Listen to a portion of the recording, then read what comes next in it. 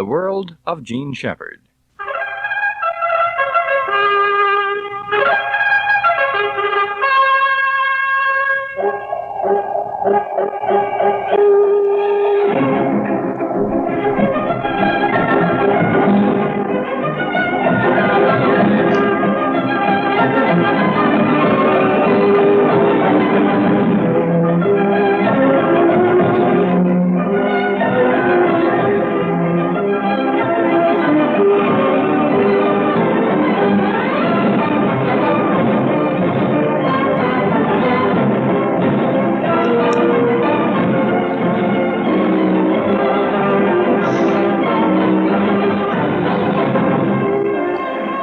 No, absolutely not. No, I'm not going to tell you that story.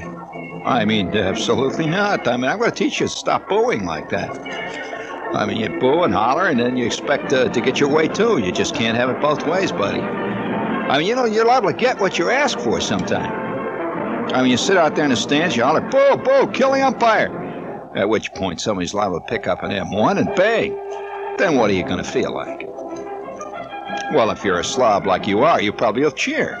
So, you dumber, here, bring it up, please. No, I'm not going to tell you that story. No, that story is forever now in the realm of great untold, unwritten epics. I mean, you'd be surprised at the fantastic play that Shakespeare did not write because his wife got smart one afternoon. She says, write it, go ahead, I want to know what happened, write it. And he says, no, wait a minute, be calm, it's going to be after supper. She says, boo, I'll write it now. He says, okay, all right, no play at all.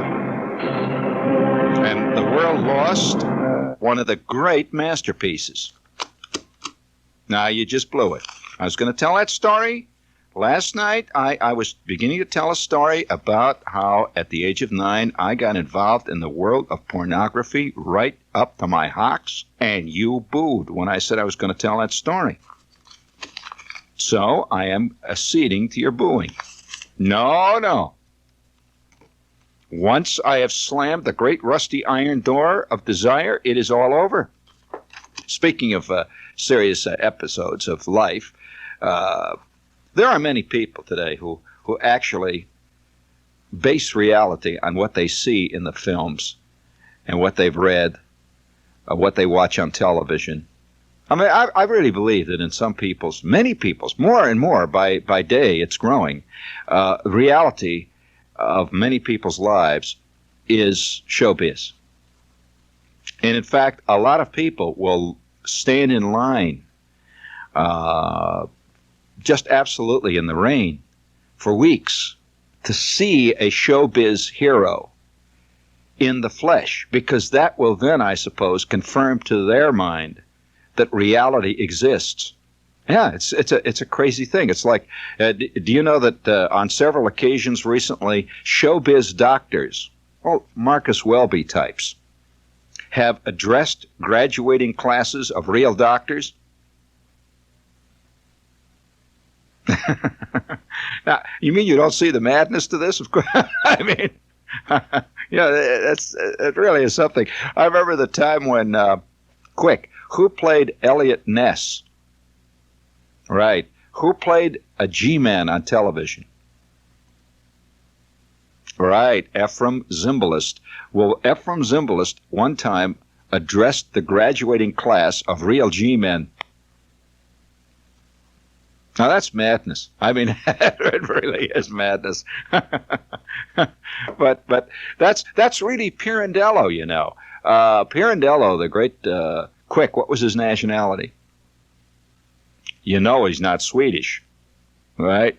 Well, Pirandello was a great playwright, and he was always fascinated, as I am, and I'm sure that most of you are. I mean, fascinated with the difference between dream and reality. And I've often felt that one of the reasons why a lot of people today are into guns. You know, guns are very common today, far more common than they've ever been in the history of man, at least in our society.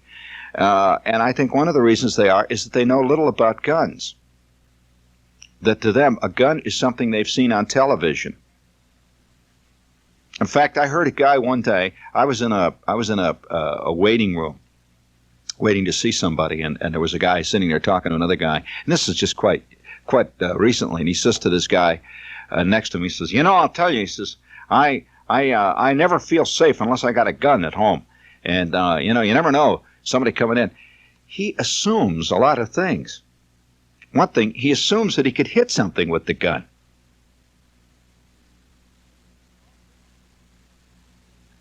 He also assumes that he won't get hit. That's the great misassumption.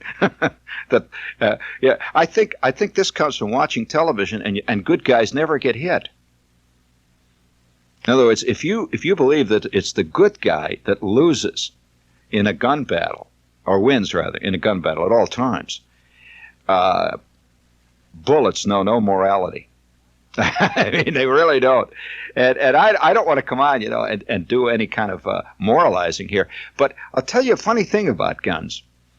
I've had some experience with them. I mean, as a trained shooter of guns. Now, most people who have guns today in the world, certainly the average guy that has a gun in his living room or in his closet or someplace like that, has never been trained in the gun. He doesn't know anything about it. Now, he thinks if he goes down to Ray's gun shop and shoots every Wednesday night, that's called training. Oh, no. I'm talking about training. I mean, real professional training. And it's a fascinating subject. Yeah, it really is. And as an ex-gun shooter, now when I'm shooting guns, I'm anti-guns. In fact, I do not ever have one. I wouldn't have one. I do not believe in guns. I'm just, guns make me jump. Maybe because I've had something to do with them. Now, when I was in the Army, I'll go right back to that. First of all, I don't think many people have ever actually heard a high-powered piece being fired. To begin with, most of the sound effects that they use on television are not actually guns. Are you aware of that? They use all kinds of trick echo chambers. They use all kinds of trick effects to make the sound of a gun more dramatic and less real. A gun doesn't really sound the way they sound on television. Now, if you're going to say, well, how does Shepard know? Well, I spent at one point in my life, I spent roughly 1 long year on rifle ranges and in pistol ranges, in various ranges of one kind or other, firing equipment all the way on up to, we fired 20-millimeter cannons even at one point, but we were firing 50-millimeter flexible air-cooled machine guns. We were firing 45 caliber submachine guns. We were firing all things like M1 carbines, M1 gas-operated semi-automatic weapons, all the way on up and down the line. These are very sophisticated, high-powered equipment. Now, I'm going to play for you a sound which is interesting because you don't hear this very often. It's the actual sound of a high-powered rifle being fired. This is a real rifle being fired. In this case, it's a 30-06 gas-operated M1. And this is the sound of a rifle that was the number one rifle all through probably the early 60s in the armed forces. Here's the sound of a real rifle being fired.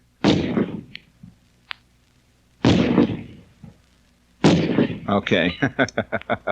You hear the sound? It's more of a thump, more of a very loud oomph, a pop. Have you noticed that most rifles, when they're fired on television, go they got that because they add a little echo chamber and they jazz it up to make it sound differently. And often they don't even use the sound of an actual rifle. This is an artificially produced sound. But the sound of a rifle being fired really is actually a loud pop. That's why people often, when they hear a real gun fired, and you've seen people on the news being quoted, they say, well, it sounded like somebody firing a firecracker, or it sounded like a backfire. They rarely say it sounded like a gun, because we've come to accept the sound of a gun on television as the sound of a gun. Now, if you heard this sound, let's hear it again, Sam. That sounds actually like a big door being slammed. It's a boom, more of a boom. Well, now, I'll tell you a funny thing about firing guns. First of all, it is much more difficult to hit something with a gun than most people suppose, because it's so easy on television. You notice that even a girl who has never fired a gun, often a plot will revolve itself around that, where in a moment of rage and some terrible thing has happened, this girl picks up this gun, and here's this guy all the way across the room, and she just picks it up, and bam, okay, he's gone, just like that. Well, it's funny. I'll never forget the first time that I fired a gun of that kind. In fact, in this case, it was we fired 38 specials. We also fired 45 Colt automatics. They took us out to the range, and we were shooting at fairly short range, like 20 feet with this equipment. And the sergeant says, now, a lot of you have watched movies in this business, shooting from the hip and so on. He said, now, the first thing I want you to do, he says, without any preamble, I want you to just take the gun there now. And he says, make sure it's all safe. The safety's on now and everything okay. Just put the safety off. And he said, and at my command, he says, I want you to hit this object. And they had a target set about 25 feet away. Well, everyone says, there's nothing to that. It's 25 feet. That doesn't sound far, does it? Well, I remember firing that 45 the first time, and this fantastic roar, that first thing that surprises you.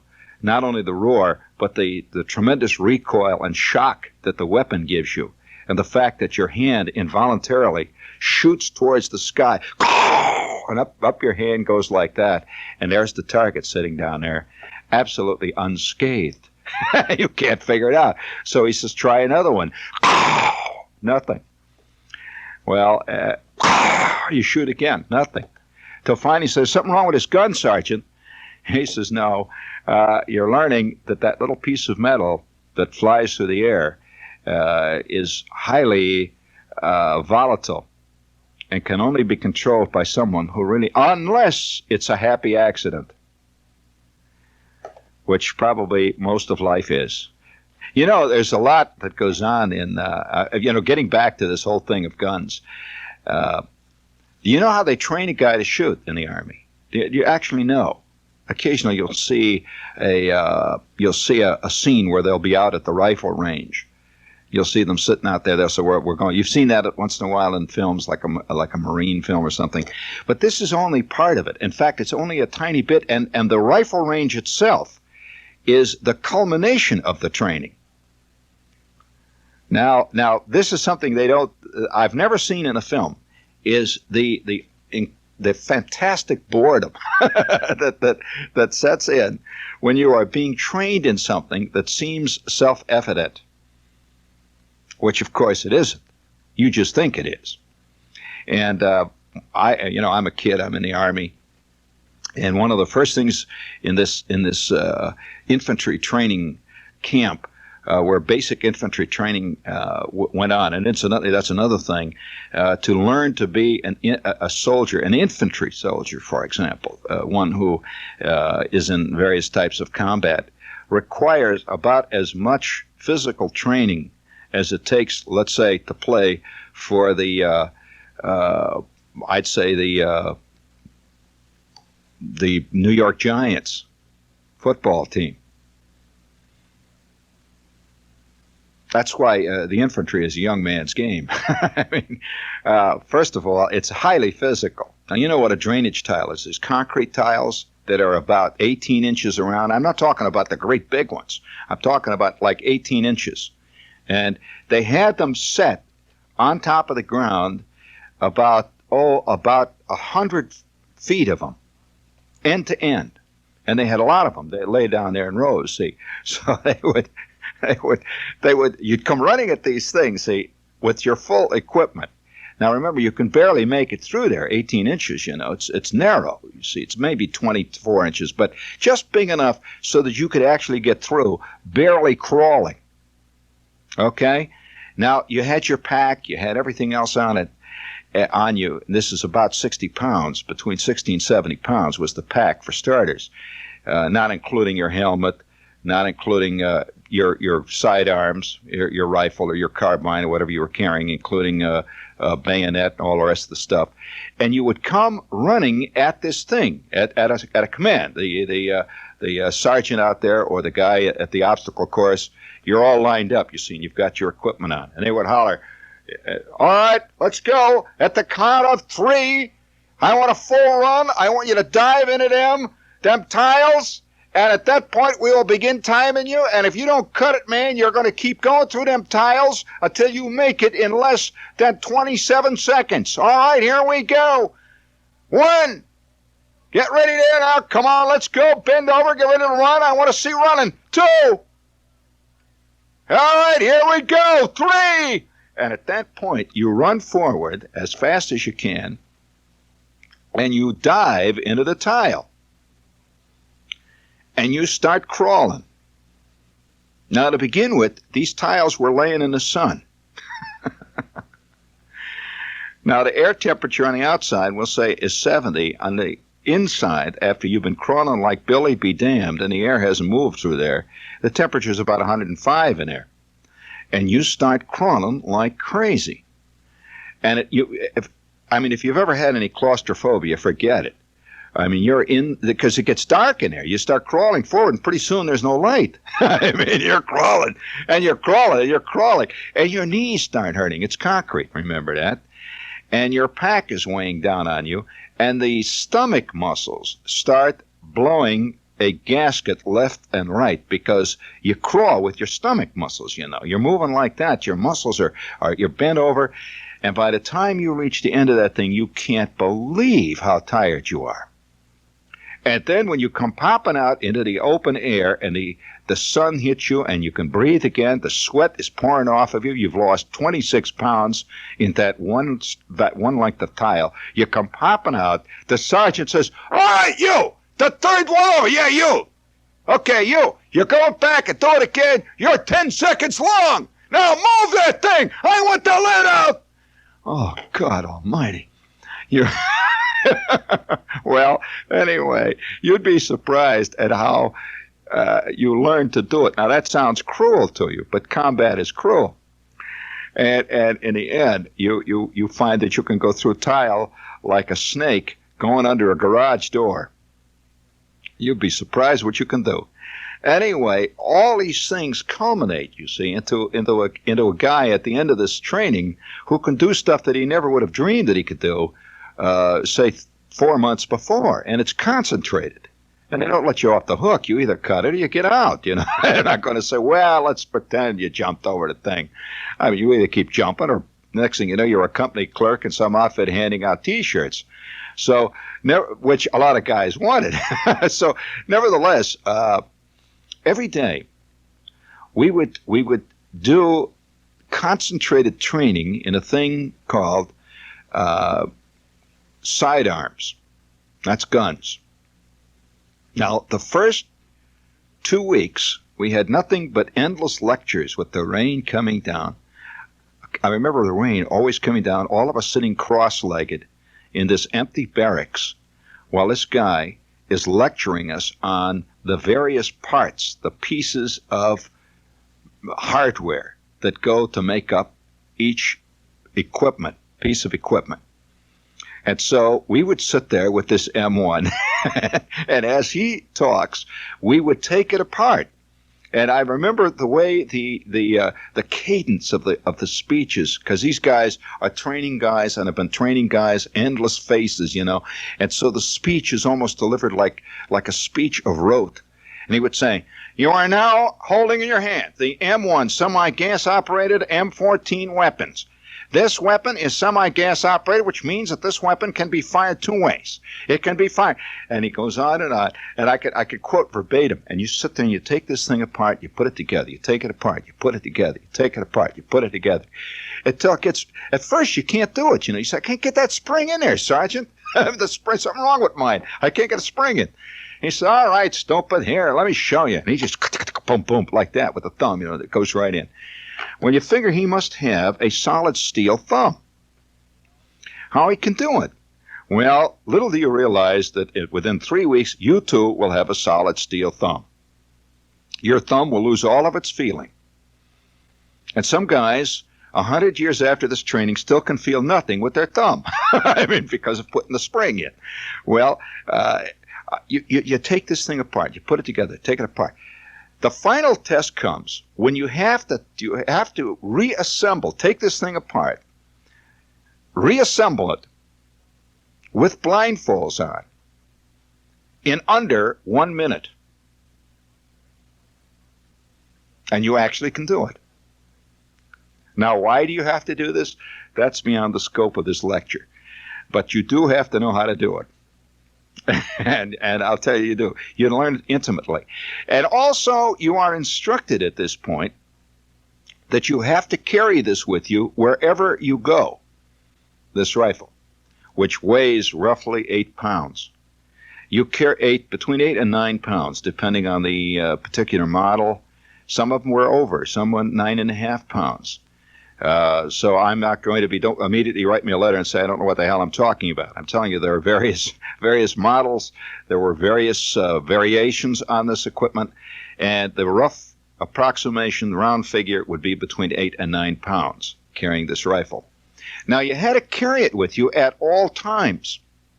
In fact, one of the lectures was, if you're ever caught without this piece of gear, you will be gigged, which will mean you will lose a weekend pass. You will carry this with you at all times, including even to the latrine. So one of the most edifying sights was to see a bunch of guys in the latrine. By the way, there is no privacy in a GI latrine. A bunch of guys in there in the latrine doing what you always do in latrines, all holding this M1. I mean, it's a great sight. You never see this in Army movies, but this is what it is. So you'd see guys running in and out of the shower carrying their M1s. And you prop it up outside the shower, you take your shower, you run out. I'd see guys running around with, dripping, and they got a towel around them, and they're carrying a gun. See, so you carry this gun at all times. You'd go to the movies, and you're sitting there watching the movies, and you're squatting down there, and you got the gun. You're just holding it up there between your legs, because you can't lay it on the guy next to you to lap or anything, so you hold it there, see, and the gun is sticking up. Well, you get so that you feel naked when you don't have it.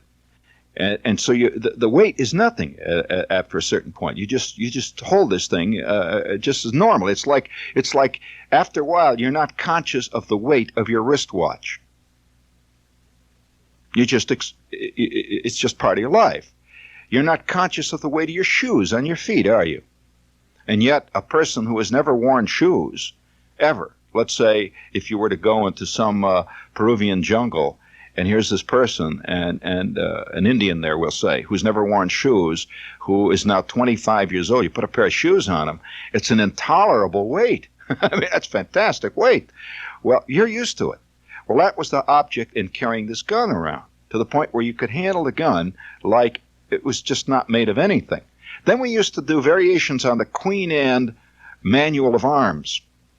Now, the manual of arms, of course, is when you've seen when they change the guard, you've seen port arms, and the gun goes up the port arms, shoulder arms, and he goes up. That's all done to specific movements. You don't just put the gun up on your shoulder. It's done with a certain movement of the gun.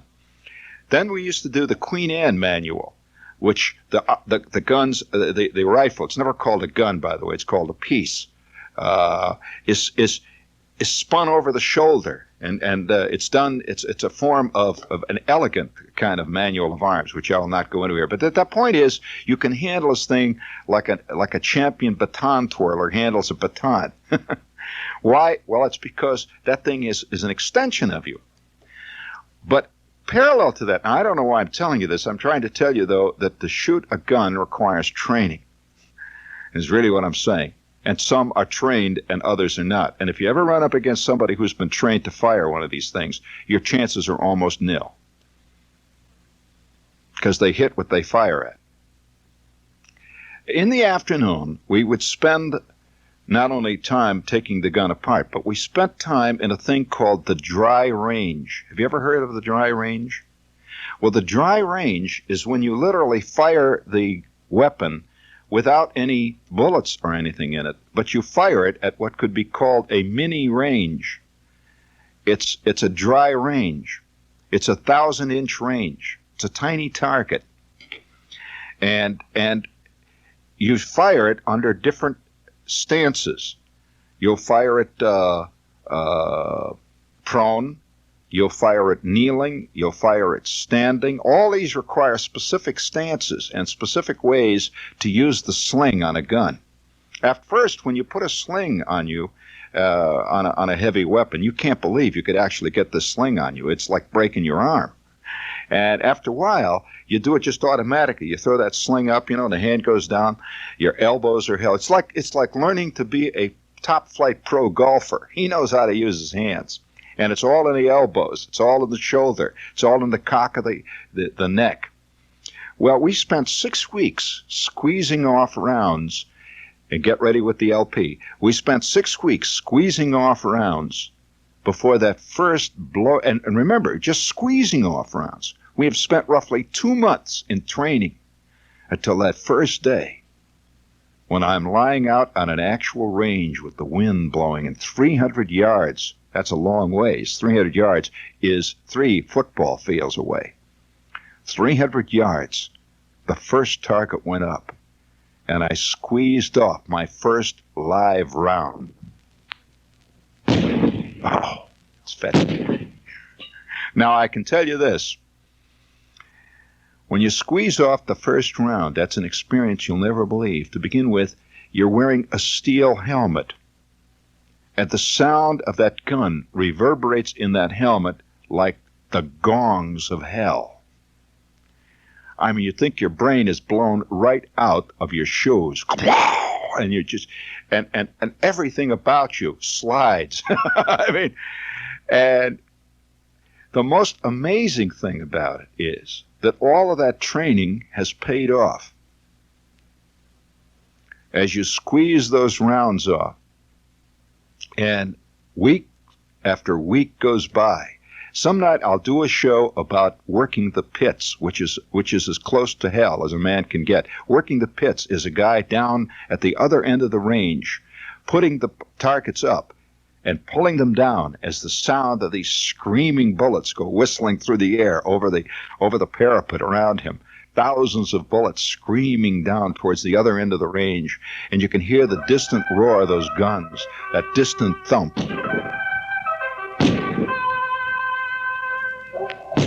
Yeah, and whew, you hear that going over. Whew, wah! Then you hear once in a while, one will hit the edge of the target and go, oh, God. And you're laying down there in that dirt, and then the dirt comes flying down on you, and occasional fragments go whistling past you. And you learn not only the power of one of these pieces of equipment, you also learn to fear them, and for the rest of your life, you will never lose it. You will never lose it. And as you get better and better with it, you get more and more afraid of what other people can do with it. Until finally, as I ultimately did, I got an expert medal, which, by the way, is one level above sharpshooter. An expert medal. Which means that at that point in life, I could hit a 6-inch bullseye at 300 yards using high-powered equipment, roughly 99 shots out of 100. And I began to think, there are other guys that are being trained to do this too. And they ain't friends. It is then that you begin to appreciate what this stuff is about. No, I'm not a fan of guns, friends. No way. As a matter of fact, I'll tell you this. I always get a little nervous when I see these pro-gun bumper stickers. Don't you a little? That's like having a bumper sticker that's pro-hooded cobra. Man, they strike, and they're deadly. By recording from New York, you've been listening to The World of Gene Shepard. The next Shepard program can be heard next Tuesday evening beginning at 6:30.